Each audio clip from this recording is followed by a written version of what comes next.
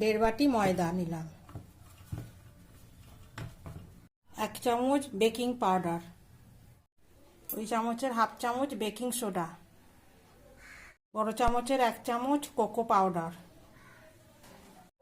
3টে ডিম নিয়েছি, 1 বাটি চিনি গুঁড়ো, 1/2 বাটি তেল দিয়ে দিলাম। সাদা তেল দেওয়ার পর ভালো করে আবার নাড়িয়ে নিতে হবে। এবার অল্প অল্প করে এই মিশ্রণটা দিতে হবে আর মিশিয়ে নিতে হবে।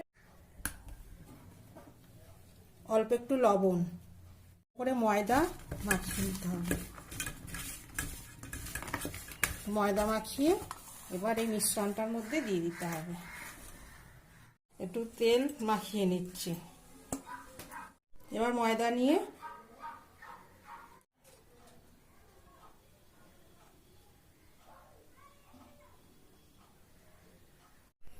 কড়াইটা 5 মিনিট প্রিহিট করে নেওয়া হয়েছে।